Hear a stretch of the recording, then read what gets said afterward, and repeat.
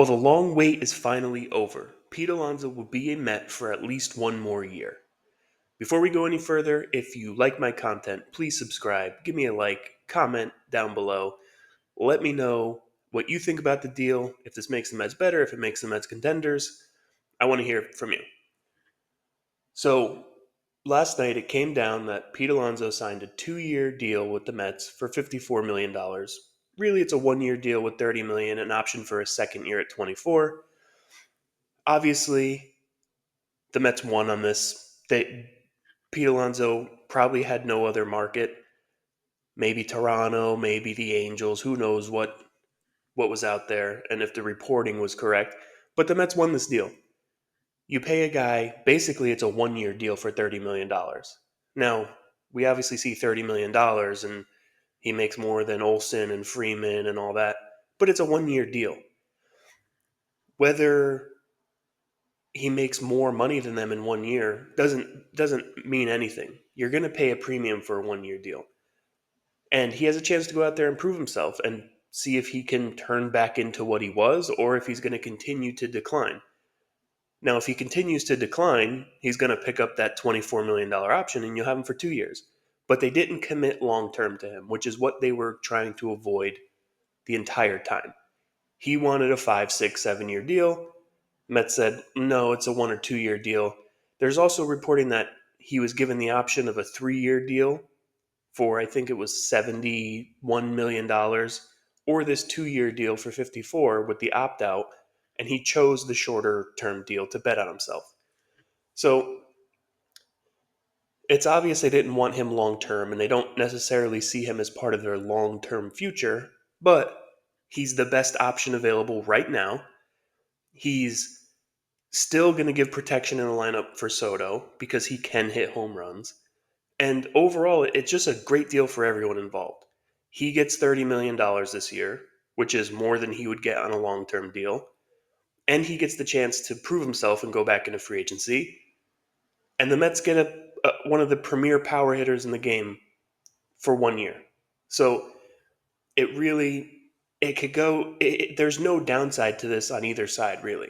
Obviously, Pete Alonso's feelings are probably a little hurt. He thought he was going to get a long term deal, big money contract, and it just never developed for him. That doesn't mean that all of a sudden he's going to hate the Mets and be mad. And who cares if he is mad? If he's mad, it might be better for us. He might go out there and be angry all season and hit 50 home runs. Who knows? But that whole like Sal Licata thing at this point, they shouldn't bring him back because he's going to be upset and all that. That doesn't mean anything. The players, once they get out there on the field, they don't care about how much money the other one makes. They're going to be supportive of him, and he's going to be supportive of them. Players support each other. They don't care about contract negotiations. They all do it. Right? When Lindor first came here, it seemed like he didn't really want to be a Met. They had to overpay on a 10-year contract to get him. Now that contract looks fine now with the money that some of these guys are getting. But he wanted the most money too. It didn't affect him on the team. It didn't turn him into a bad guy. Pete Alonso bet on himself, thought he'd get a lot of money. He did for 1 year, but he didn't get the contract that he thought. Why would it affect his relationship with the team? Maybe with the front office, sure. Maybe he has an issue now with the front office.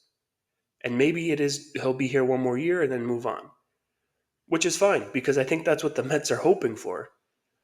This notion that people want him to be a lifetime Met, I get it. We all love him. He's done great things. He's hit a lot of home runs. He's going to be the all-time home run leader for the Mets this year. But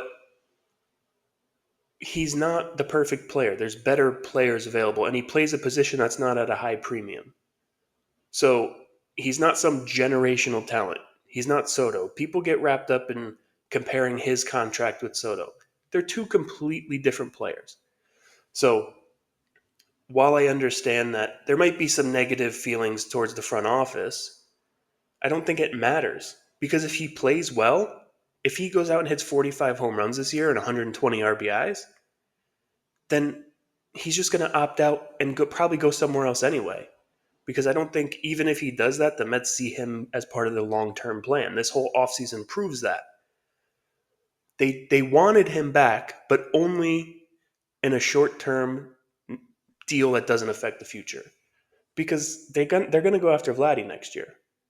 It's just going to happen. If he doesn't sign an extension with Toronto, they will give the highest offer for Vladdy next year. The Mets have shown that they're willing to go with a lot of money and a lot of years for guys they think are special. But with guys they don't think are special, they're going to pay market value. They're going to try to find deals. In all honesty, that's what the Dodgers do. You look at what the Dodgers do.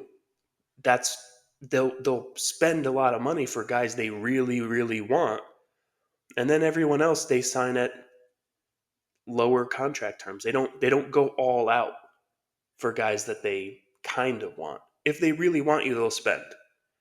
That's what the Mets are doing. There's very few special players in Major League Baseball. There's very good players. Pete Alonso's a very good player, right? At least he's a very good hitter, a very good power hitter. But that's all he does. He doesn't. That's all he brings to your team, which the Mets needed. Let's not let's not make things up. If they didn't bring Alonso back, this offense was not going to be a top 10 offense. Maybe top 10. Maybe they'd sneak into the top 10. Now with Alonso there, they're probably a top 5 offense in baseball. So he was needed in the lineup. There was a hole missing. There was a power hitter missing in this lineup. Because while we all think Vientos is great, we don't know what he's going to be. Could he be a guy who hits 35 home runs every year? Sure, he could be.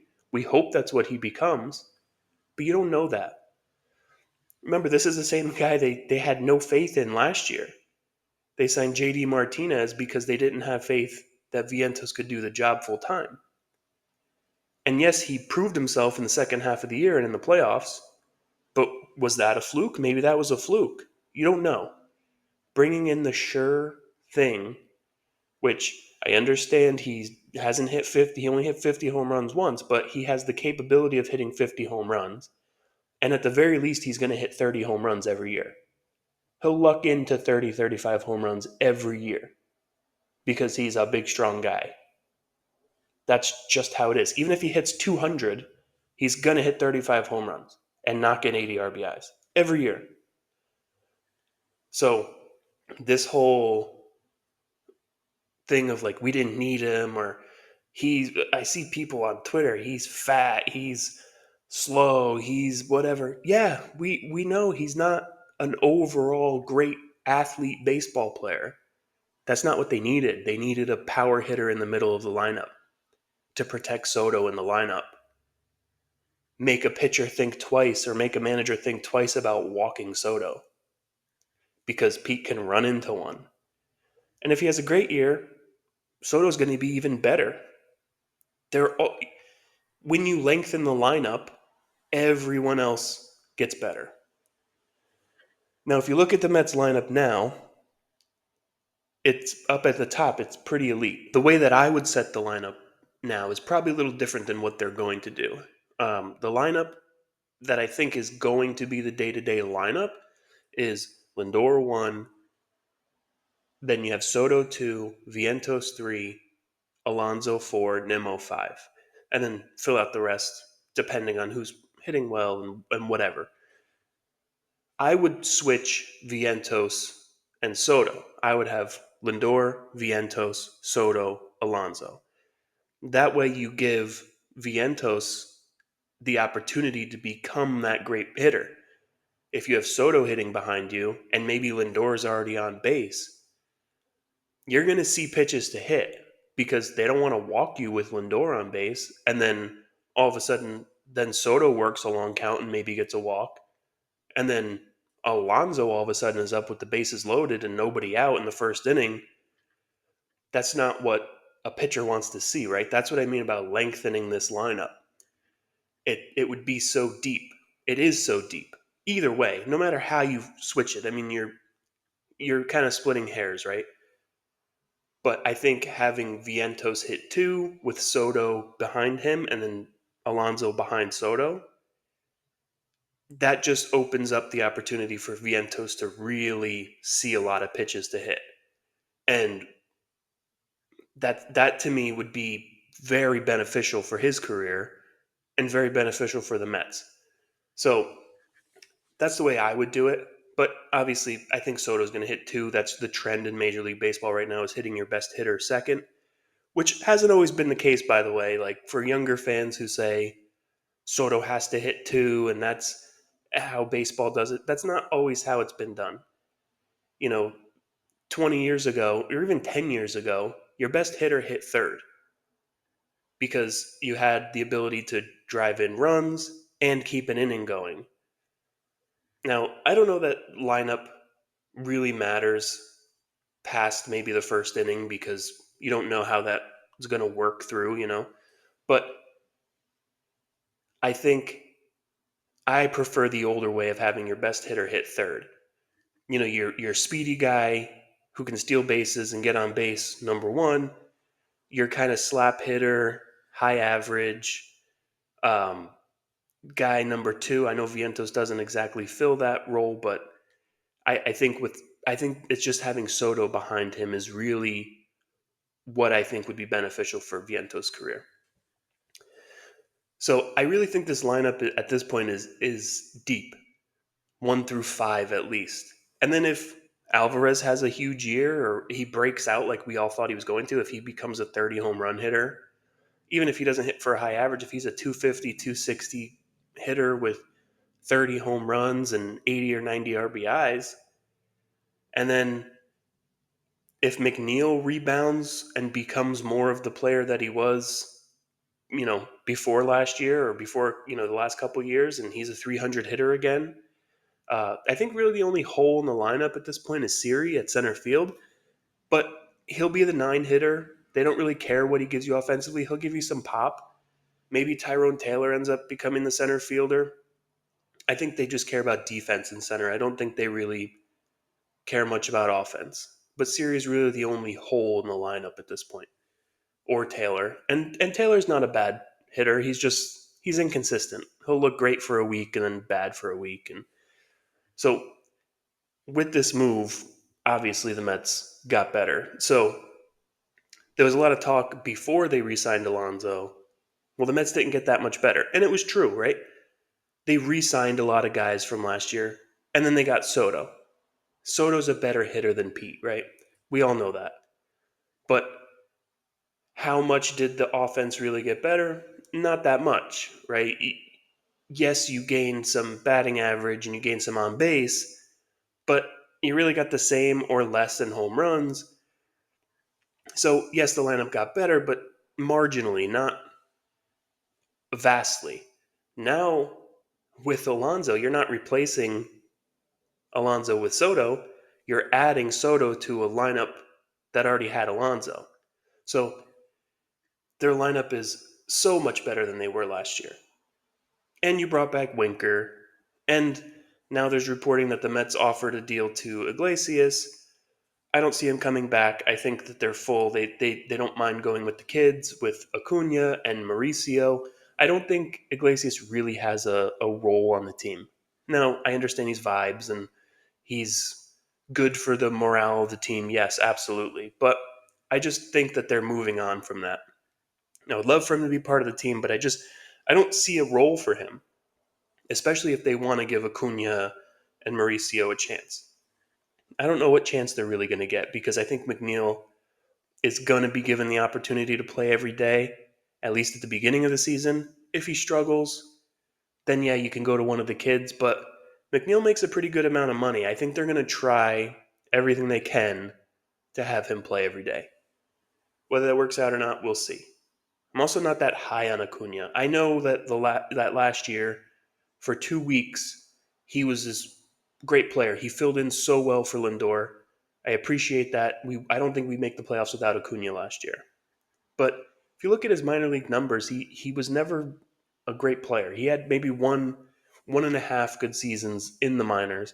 Everything else, he's kind of been average to below average. I don't think that he's a star. I think he might be a starter, but I don't think he's a star. We all get sucked in because of his last name. because of who his brother is. We think that he's going to be his brother. He's not. He's not the same kind of player. He's not going to be that guy. He's a guy who is plays good defense and can steal bases, and he has good bat to ball skills. He doesn't have a ton of power. He has more power than you'd probably think from a guy his size, but he's not a big power hitter. He's got more doubles power than home run power, which is fine. There's nothing wrong with that. But I don't think for him he'd have to hit at a high average or a high on base to be a real productive starting player in the big leagues. And I don't know if that's going to happen. If he's a 300 hitter or even a 280 hitter, 290 hitter, yeah, he can stick around. But if he's a 250, 260 hitter, he doesn't provide you enough power to be a starting caliber player year to year. You know, he could start, but you'd always be looking for an upgrade. So I don't see him necessarily as part of the core of the future going forward. I could be wrong.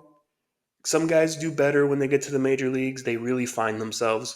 Maybe that's him. I hope it is. But I just don't see that. So I would be much more in favor of maybe packaging some of those young guys and making a trade for a pitcher. Dylan Cease, Michael King. I know it's probably very unlikely at this point. It seems like the Padres' asking price is very high on Cease and King. I would love to see a trade for Cease or King, but I think Cease is more likely at this point. They just gave King basically a 2-year deal, the second year being an option. So I don't think that he's really on the market anymore. I think that was more before they made that deal. But Dylan Cease would be great for this team. I think that's the last piece that's missing is a frontline starting pitcher. If they go out and get a Dylan Cease, this is an A-plus offseason. Don't think it's going to happen, but I'm not a prospect hugger. There's a lot of prospect huggers out there who don't want to give up anyone, but then they still want a frontline starting pitcher.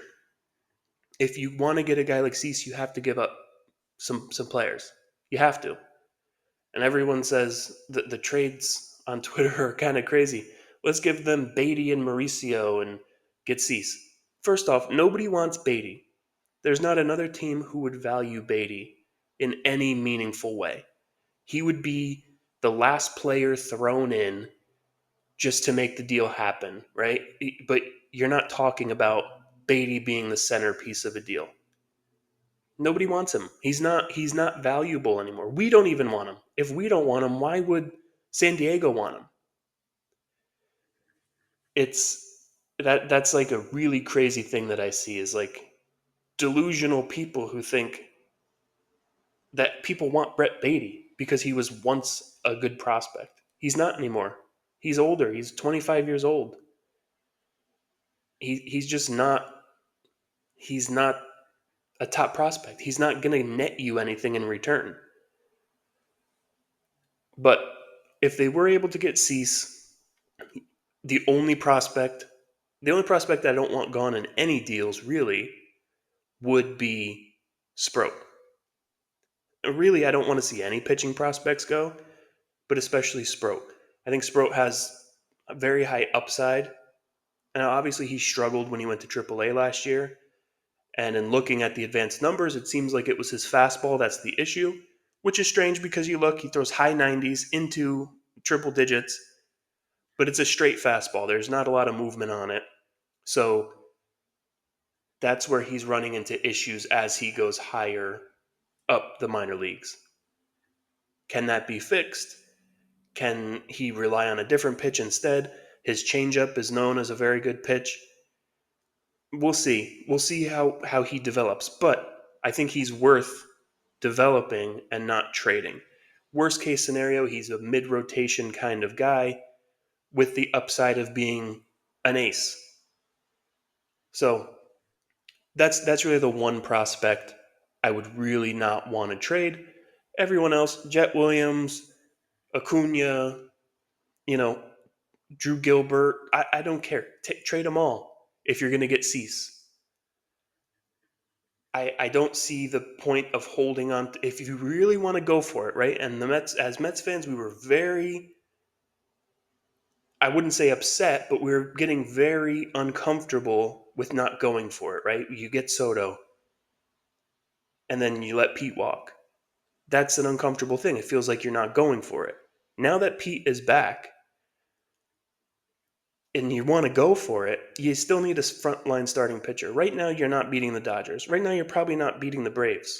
Right? I think right now we're kind of on equal ground with the Phillies. They have better pitching, but I like our offense better. Right? I think we're kind of even with the Phillies.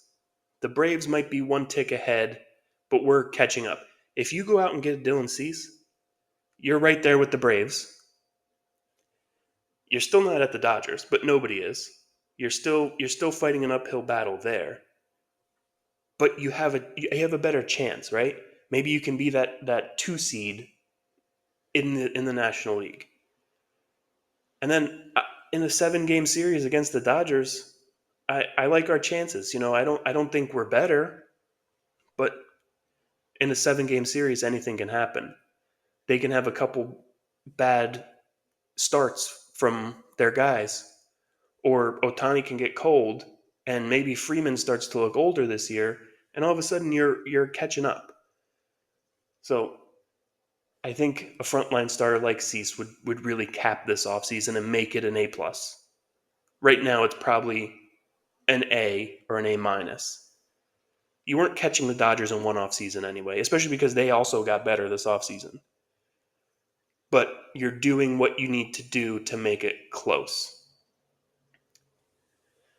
That's really all I got at this point. I don't think that there's much more to talk about with the Alonso news. We all knew it was going to happen at some point.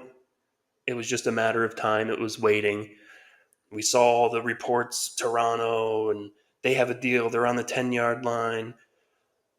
Angels could be interested. He took a meeting with the Angels. Now the Cubs are sniffing around. It was all smoke. He never wanted to leave, and the Mets wanted him back on their terms. It was always going to happen. The Mets were always going to bring him back on their terms. And it finally happened, and now we can stop talking about it until next year when he opts out and goes for the big contract. But next year, Vladdy's there, and I think that's the Mets' main target anyway. So we'll see what happens this year.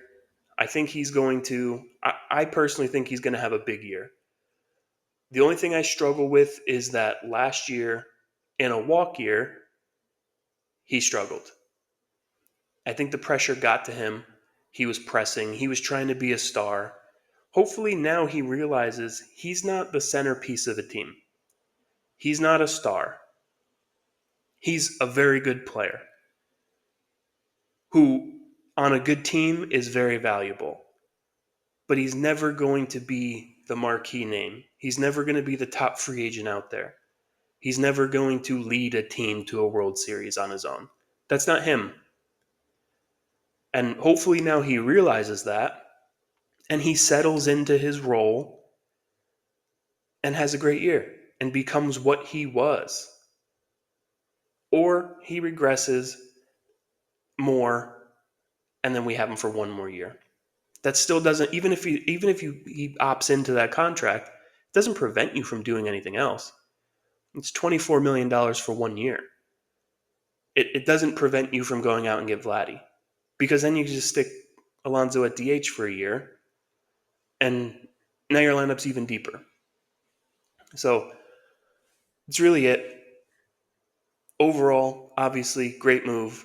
Sal Licata's an idiot for saying that this is going to be a bad thing and whatever. He's dumb. We all know that. He has the worst takes around.